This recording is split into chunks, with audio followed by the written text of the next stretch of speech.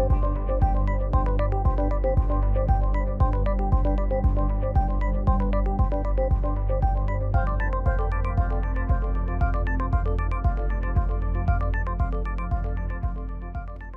morning, and thank you all for joining us. With me today are the city's public safety leadership, Police Chief Paul Pazin, Fire Chief Desmond Fulton, Denver Sheriff Elias Diggins, and Interim Executive Director of Safety Armando Sadate. I'm also joined by our Executive Director of Public Health and Environment, Bob McDonald, and City Attorney Kristen Bronson. As we are all keenly aware, our community is experiencing a disturbing rise in crime.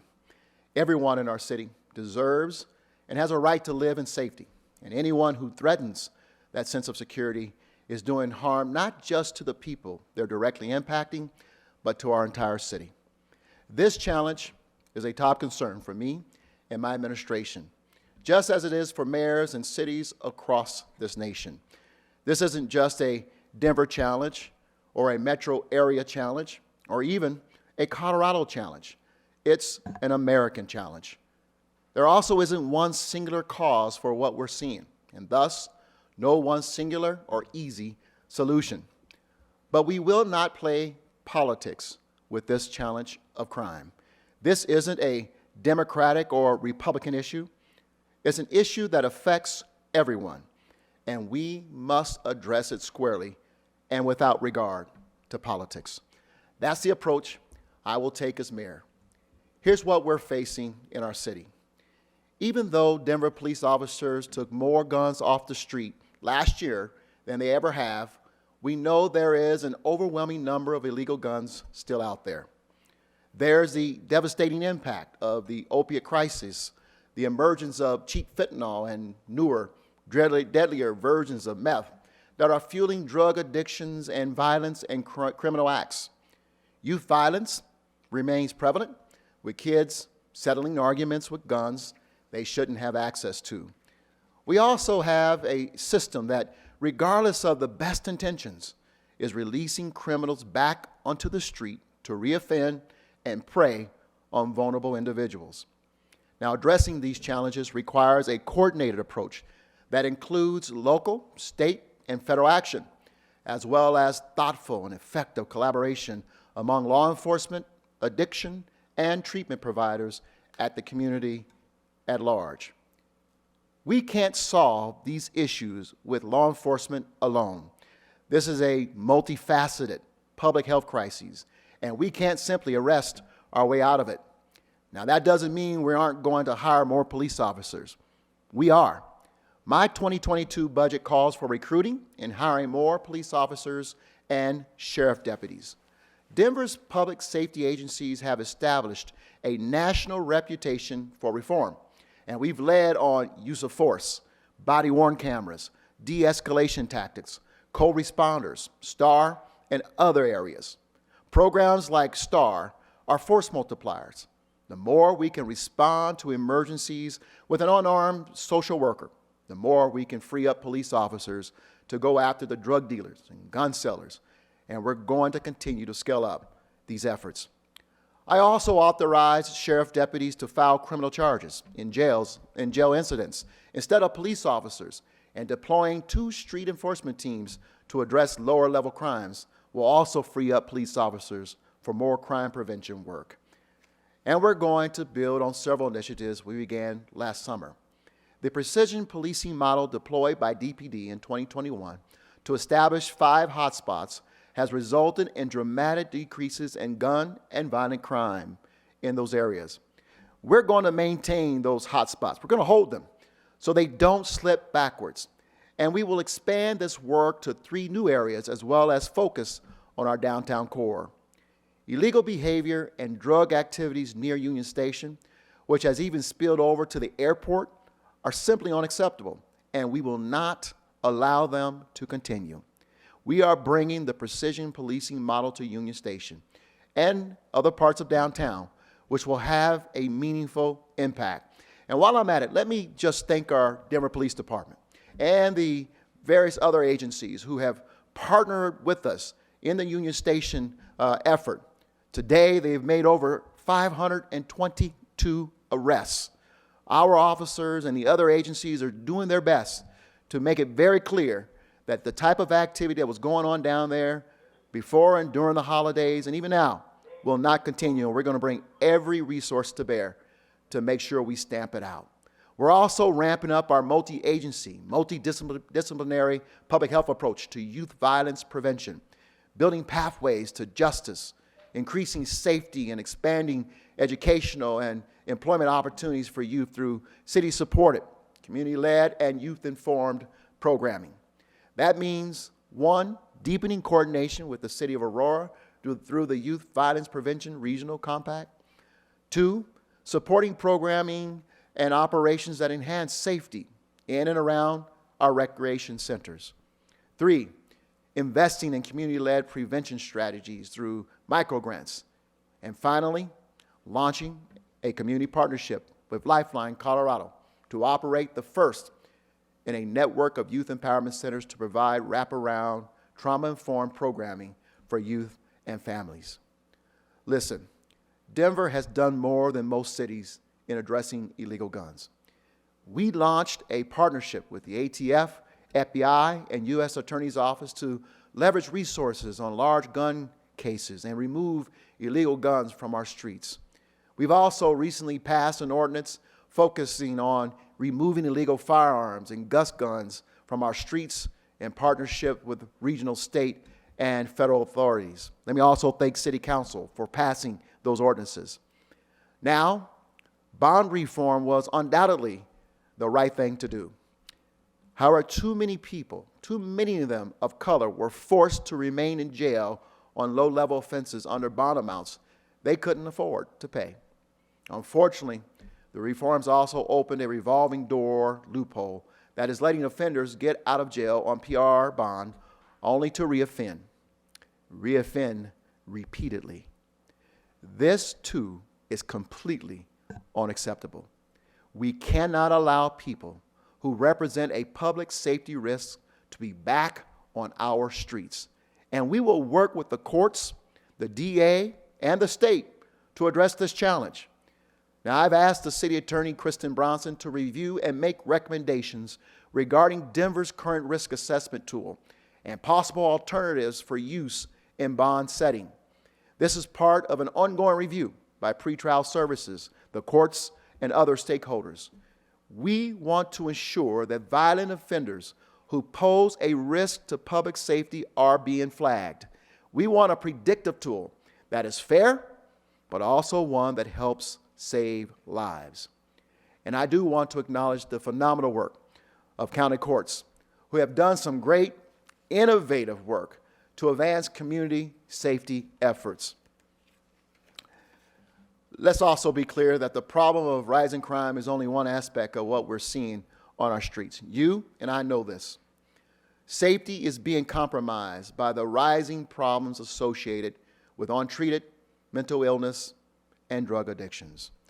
We're going to increase efforts already underway to connect people with services and treatment and support them into recovery. We're also going to rework how we release these folks from jail so they're released into a supportive environment and not simply back onto the streets with no safety net. With DPD's forthcoming Assessment Intake Diversion Center, better known as AIDS Center, we will be creating a welcoming, trauma-informed center in a central Denver location that will operate 24 hours a day, 7 days a week, and 365 days a year. When individuals are arrested in connection with disruptive behavior, officers and clinical personnel will make immediate evaluations based on observations of mental illness and addiction, and will connect these individuals with services, case management, or shelter. Through diversion, resources can be focused on treatment, and we take away the opportunity for drug dealers and others to prey on these individuals. Now, the legislature will be considering the governor's budget soon, and thankfully to our governor, it includes additional funding to focus on treatment and beds.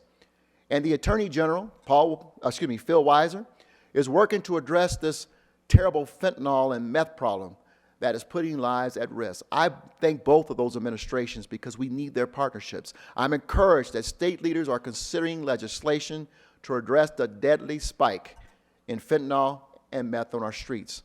The proliferation of drug abuse in the last 2 years must be halted. These are just some of the tactics we're ready to deploy to address these challenges throughout 2022 and beyond. Today, I'm releasing an outline of our comprehensive public safety agenda for the year. Let me be clear. We're going to remain focused on addressing these problems until they're solved. And here's where we need our community's help. Be engaged. If you have a friend or a family member suffering from addiction, call out for help so they can get into treatment before they might overdose or worse, die. If you see your son or daughter or see your friend getting into fights with others or taking those fights to social media, let us know so we can address it before it turns violent. You can reach out to Colorado Crisis Services at 844-493-8255 or by texting TALK to 38255. We can work together on this, and it's going to take the community to be engaged for us to make significant impact on the challenges that we are seeing. The reality is, if you see something, say something so we can get ahead of it before it turns tragic. These are the stakes. Fentanyl is killing people on our streets right now. People are getting their hands on illegal guns and they're shooting and killing people right now. Criminals are taking advantage of vulnerable individuals, and when we arrest them, they're getting right back out to do it all over again. Right now in Denver, Colorado. And now I'm not going to allow this to continue to happen on my watch. I also understand that this is a marathon and not a sprint. And while we all want to see this scourge of violence and activity with people with mental health challenges and drug addictions on our streets end today, we're going to work as quickly and as swiftly as we can. But we must do it right and not fast, so we make sure that we end the scourge now and that we don't see it come back. It's going to take all of us at every level to bring the necessary resources to bear. And my commitment to our residents is doing all that we can and everything in my power to keep Denver safe. And with that, I'm going to ask Chief Paul Payson to come up and talk about the plan on the Denver Police Department. Chief?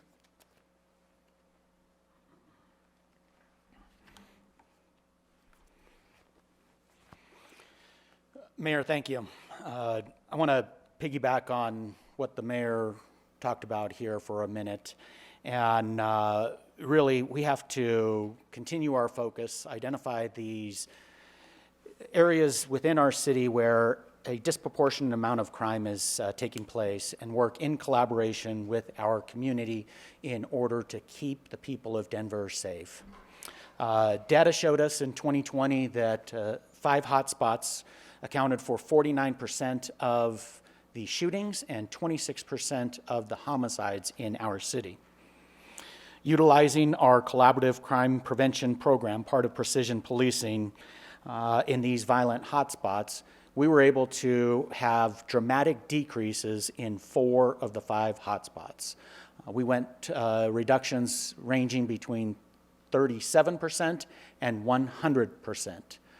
For example, one hotspot had 17 shootings in 2020, and through our partnerships and collaboration with our community, it went to 0.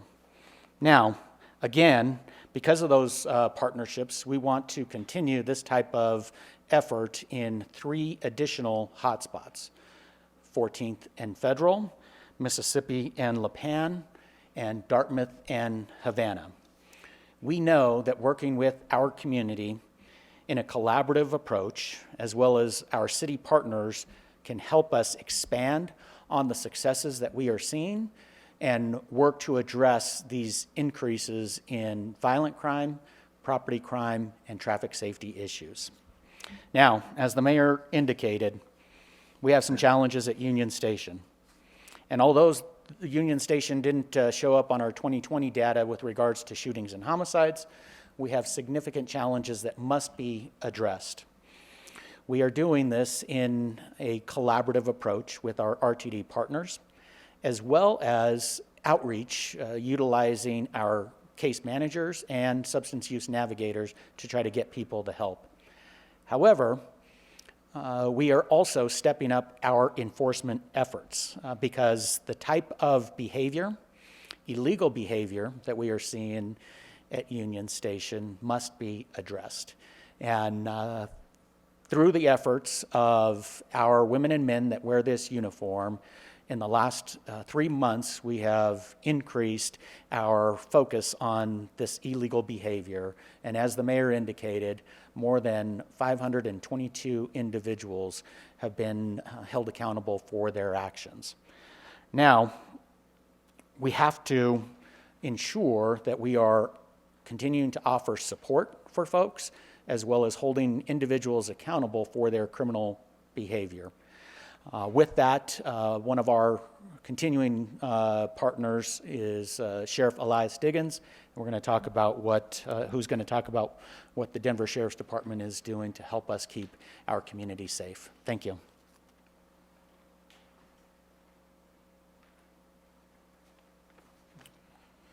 Thank you, Chief. The mayor eloquently stated that safety is being compromised by rising problems associated with untreated mental illness and drug addictions. The Denver Sheriff's Department is taking bold steps to address both. One of the focuses for our department this year has been standing up our crisis response team. This innovative approach to helping people in custody will consist of mental health professionals who are Denver Sheriff employees.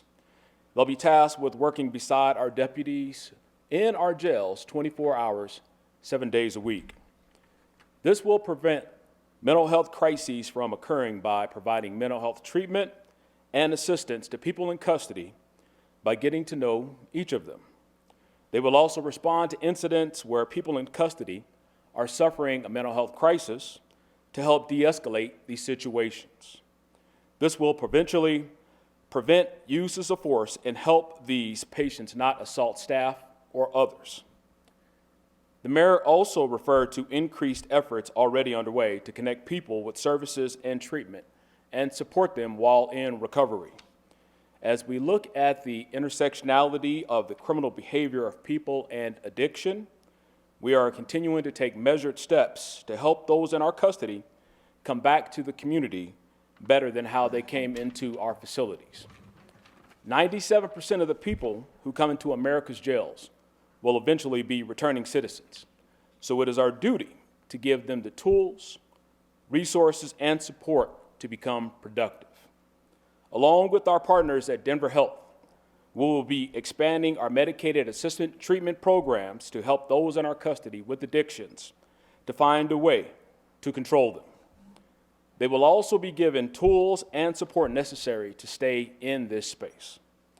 We will increase our efforts to further the innovation and collaboration of our programs team, who work directly with the Second Chance Center, Servicios de la Raza, and other providers who help people when they leave our custody. We know that those who are stabilized and have support systems commit less crimes, and the Denver Sheriff's Department is dedicated to doing our part to further the mayor's vision of a whole-scale, comprehensive approach to reducing and preventing crimes from happening in this great city. I'd now like to introduce the Chief of the Denver Fire Department, Desmond Fulton.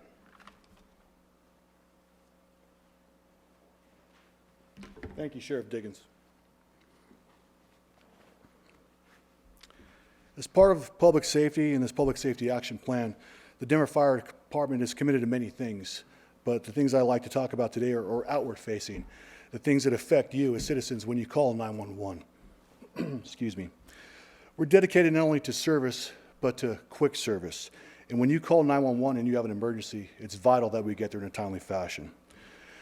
Improving answer calls, processing, turnout, and response times, striving towards continued compliance with NFPA 1710 is not only a goal of ours, but it's something we're committed to each and every day.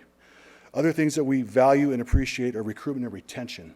Right now, we will continue with a data-driven, hands-on approach, the way we look at not only recruitment, but the way we're approaching recruitment with a more robust mentoring opportunity. Continuing the youth fire safety camps that we have the opportunity to have hundreds of children attend these camps every summer and plant that seed of opportunity so that these young boys and girls realize that this is not only a career opportunity that's viable, but a wonderful career opportunity that is just merely something that they can achieve down the road.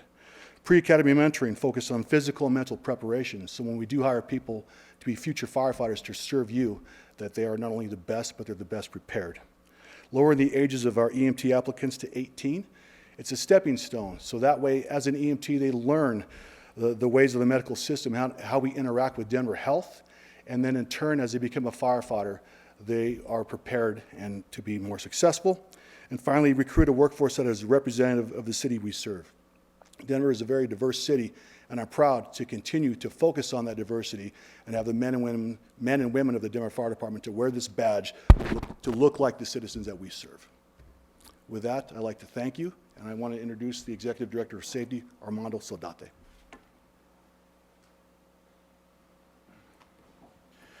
Thank you, Chiefs. Thank you, Mayor, and thank you, Sheriff. We want to make sure that we are taking a public health approach to public safety, ensuring that those that are in our criminal justice systems get the help and resources that they need to be successful. That is why we're focusing on alternative responses, including expanding resources like STAR and other alternate responses, providing invaluable resources to our community.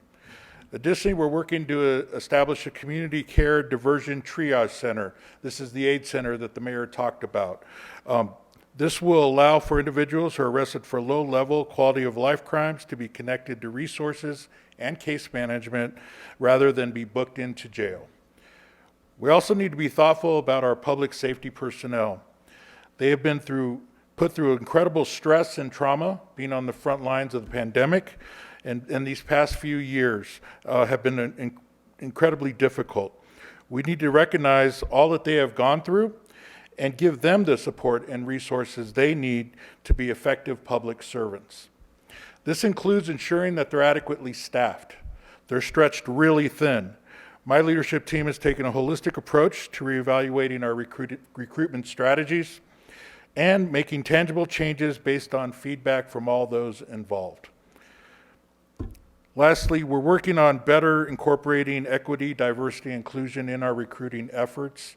As Chief Fulton mentioned, we need to ensure that we have a workforce that is representative of this diverse community that we serve. I want to thank our public safety leaders, our public safety staff out there that are out there and are committed to making our community safer.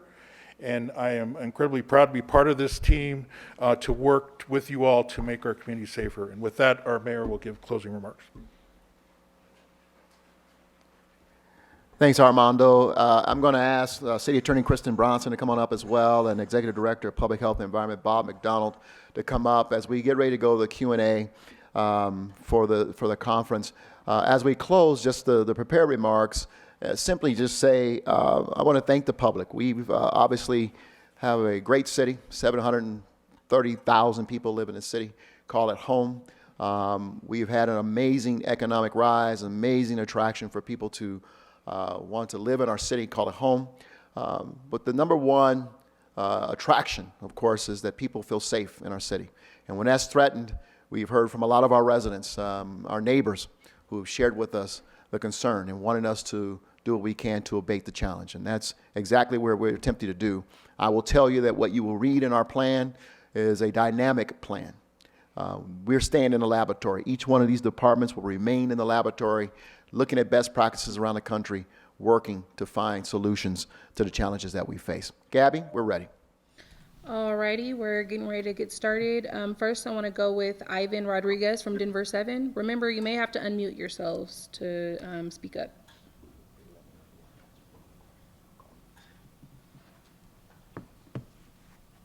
Ivan. Alrighty, we're getting. Ivan with Denver 7. Hey, good morning. I first wanted just a clarification. When we're talking about the 3 hotspots, Is Union Station also considered one of those hotspots? Does that bring us to 4 hotspots? And the real question here is, what can we expect to see in these locations? For example, 14th and Federal, Dartmouth and Havana. Are we talking more police presence? What should people in that area expect to see? Ivan, nice to hear your voice. So great questions. Union Station is not one of the violent hotspots. So what we are looking at for that metric is the shootings and the homicides, in areas where those are concentrated, the most violent types of crime. However, we are not losing sight of the challenges that we have at Union Station. In many ways, that's the welcoming center for the city of Denver. Folks coming from the A-line and seeing our city. We need to make sure that those travelers feel safe, that our folks that utilize public transportation, that they feel safe, and we are doing helping individuals that may be battling substance abuse and mental health challenges. So Union Station is an area of focus. It's not one of the violent hotspots. Now, as far as the activity that will take place, each hotspot is unique. Just like we explained last year when we had launched this precision policing collaborative approach to the 5 hotspots previously, the continued 5 hotspots. There are unique aspects of each one, and our partnerships are designed with our community leaders, our business leaders, and the other agencies within the city in order to address those hotspots. Now, 4 of the 5 hotspots have had tremendous success. We want to maintain the successes there, maintain those partnerships, identify what is working and where we can improve. And we are also expanding to those 3 additional hotspots, again, based on shootings and homicides, the most violent type of crime. Thanks, Ivan. Next. Thanks, Chief. Alrighty, Matt Jablow from Channel 9. Thank you. Chief Payson, the mayor alluded to, and you have alluded to the crime increases last year. Could you be a little more specific? How much did overall Part 1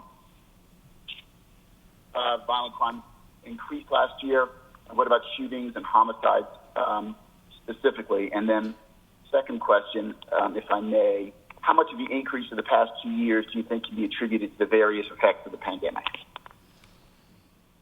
All right, Matt, I'm going to ask for some clarification on that second question, but and I believe we have an interview scheduled to go over these numbers.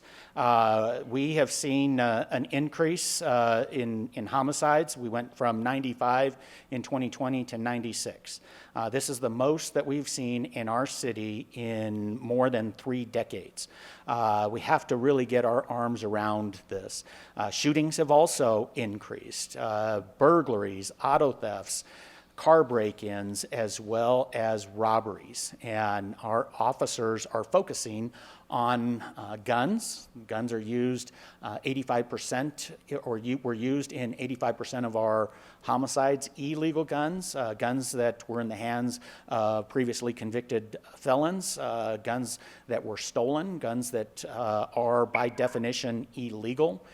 We need to make and our officers demonstrated that by taking 2,095 guns off the street, more than any other year in our history. We also focused on auto theft, for example, a crime that increased 99% over our baseline.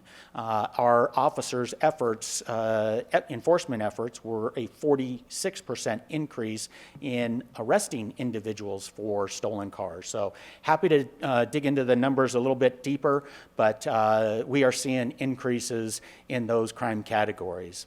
And then let me try to restate the question, and then if you could just confirm this is it. You said something to the effect of the last 2 years and whether or not this is pandemic related? Matt, can you re-ask your second question? So I'll try to dive into that issue. Matt, we're going to sit down next, I believe Monday anyway, and we'll dive deeper. Yes, Thanks. How much of the crime increase in the last 2 years do you think is a result of the pandemic? We're going to be studying the crime increases not only in Denver but across the country for many, many years. But we also have to take a look at some of the additional contributing factors that have taken place. So we study the homicide and the causal factors in those particular areas. And one area that is very alarming is narcotics-related homicides, homicides that have a narcotics nexus. So for example, in 2020, we only had 4 homicides that we could attribute to narcotics activity. In 2021, the year that we are reviewing, that number jumped to 15.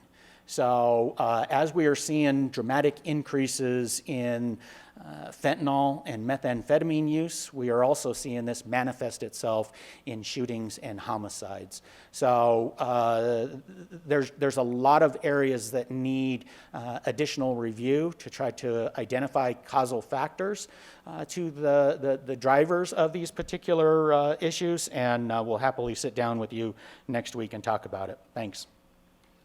Okay, Elena Alvarez with Axios.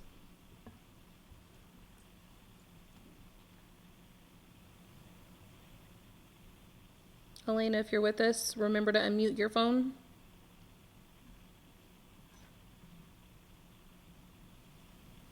Next. Alrighty, do I have Sean or Justin with CBS 4?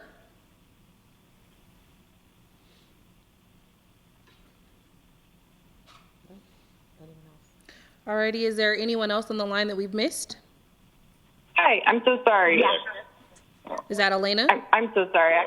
Yes, this is Elena. I actually dropped off the call. Is it okay if I go? I'm also happy to wait in line. Yep, go ahead. Okay, perfect. Thank you so much. Yeah, this kind of plays off of the previous question. I just want to make sure I am crystal clear on it. So throughout the pandemic, city leaders have pointed to a perfect storm of factors fueling rising crime. Has that thinking evolved at all? And if not, why not? And I'm also curious if the city is doing anything actively right now to really study the crime wave, like, for instance, hiring researchers to look into what's really going on. Any progress of thought that you can share with us would be really helpful. Thanks so much. Elena, great to hear your voice. It's been a while. So great questions. Again, we take a deep dive into causal factors. We do that so we can try to prevent future acts of violence, future crimes. And we certainly do study this with great extent. We research what's going on here locally, what's going on nationally, promising practices, smart practices across the country on what we can learn and how we can improve.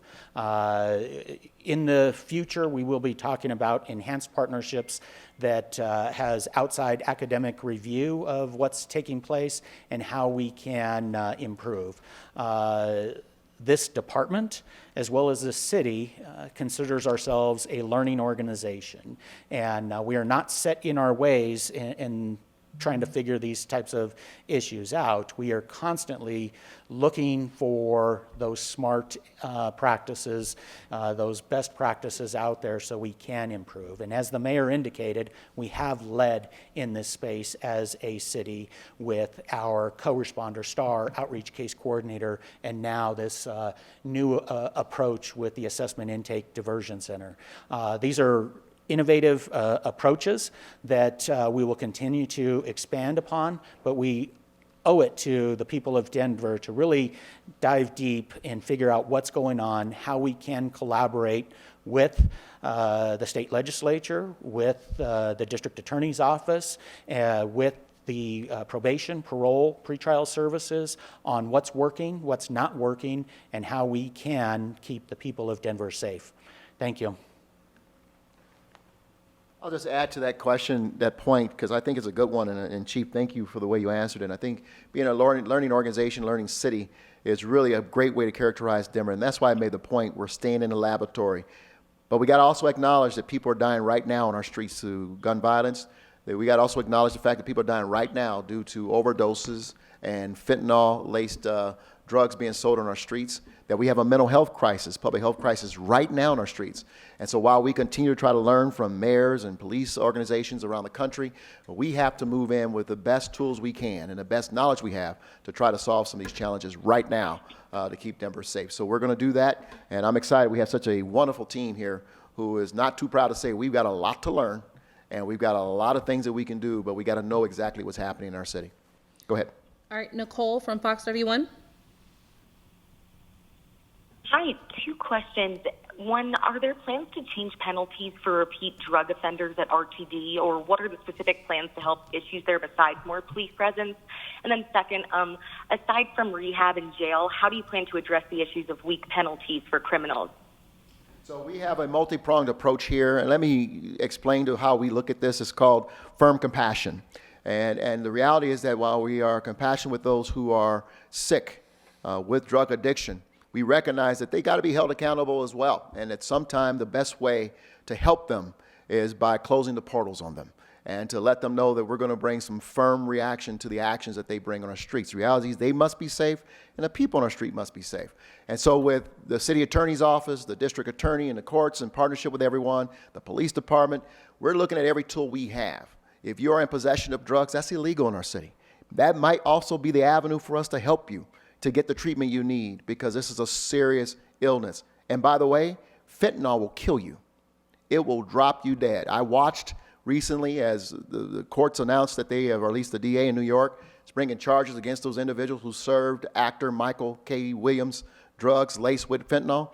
That's the kind of thinking that I think cities and counties around this country need to follow. You're responsible for it, but we also got to help those who are sick. And sometimes, and I've learned this in my own family with addiction, sometimes when we get our hands on them in terms of in our jails, it's the best time for us to help them. And that's what we're going to work to do, and that's the firm, compassionate part of it. So looking at every tool we have, and we will be at the state working with our legislators and trying to inform them as best we can what's happening on our streets and asking them to make changes, particularly to the most recent fentanyl laws that were passed last year. Anyone else want to join? Alrighty, Connor with Westward. Yeah, hey, so I saw the stat, 522 arrests since November 2021 in Union Station and downtown. My question is, what were those arrests for typically, and how does this number compare to the usual number? Connor, good to hear your voice, and we'll follow up to give you specifics. But our focus is on the individuals that are causing the most harm. The individuals that are selling fentanyl in particular. As the mayor indicated, this is a deadly substance, and it is causing great harm in our community. So our primary focus is trying to get the dealers off the streets.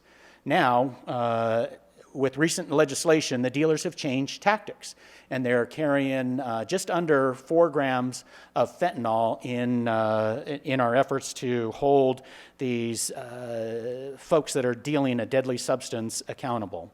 We'll continue to focus our efforts there. We'll continue to have outreach workers and support folks like the Substance Use Navigation Team help us connect people to the resources, the folks that want it, that are willing to accept it, but we must hold individuals accountable for the criminal behavior. There were warrant arrests that have taken place in the Union Station corridor area, as well as trespassing offenses. Folks that were barred through area restriction from the particular location and subsequently held accountable for being in a location that by order they were expressly prohibited from. Thank you. And just one correction, I was just reminded that the fentanyl laws were changed at the state legislature in 2019, I think I said last year. Next question. Is there anyone that we've missed? Yes, this is Elise, the Denver Post. Go ahead, Elise. My question is about the bond reform. Mayor Hancock, you mentioned, bond reforms are kind of creating this revolving door of people coming in and out of jail. What specific bond reforms are you talking about? And do we know what percentage of people who are released on PR bonds are reoffending while they're waiting pretrial? Yeah, I don't know if we know the percentage, but I can tell you a couple things that I want to just share with you. One, we need to make sure that people are afforded the release, the privilege of a PR bond. Don't pose a risk, safety risk to the people of our city. And we need to make sure that we have a tool that helps our courts and our district attorneys assess that. And that's what Kristen Bronson and her team are doing. Two, we need to recognize that we are seeing people who are being released on PR bond. Before an officer gets back on the street filing out the report, they are driving past these individuals just being released. And that's really an issue. And then only to repeat a criminal act on our streets. And so Chief Payson and department officers have shared those stories with me more than enough times for me to understand that there is a challenge here that we have to address. And we've had many conversations with our courts, our DAs, and with state legislators and the governor, and recognizing that we believe in criminal justice reform. We must find the balance. And we may have overcorrected in a sense, and we have to go back to the table to make sure we find that balance to keep people safe. I'll ask Chief or Kristen Bronson if you have additional thoughts on that. Elise, great question, and I think we're sitting down on Monday as well. We have to point to the practice itself, and there are many changes that have taken place that are causing challenges with repeat and violent offenders. So we have to look at all of the changes that have taken place and identify what is working and what is not working. We have to do this in collaboration with the district attorney's office and the state legislature in order to identify how we can do better, because we are seeing repeat and violent offenders out in our community at alarming rates. We have arrested individuals 6 times for auto theft in 1 year. That is a problem, and we have to work to identify how we can prevent this type of crime, because the state of Colorado leads the country in that particular area. And the only way that we're going to get it fixed is by looking at the data, analyzing it, coming together, and figuring out solutions. Happy to talk more with you one-on-one, Elise. Thanks. Just further to the risk assessment tool that is used in setting bonds that the mayor referenced. That tool is being looked at and has been looked at over many months now by our pretrial services team, and many stakeholders have been engaged in that effort. That's going to be presented to the court, and we'll be reviewing that data and those recommendations and forwarding those to the mayor as well. Let me thank the leaders of our public safety department and the members of the media who've joined us today.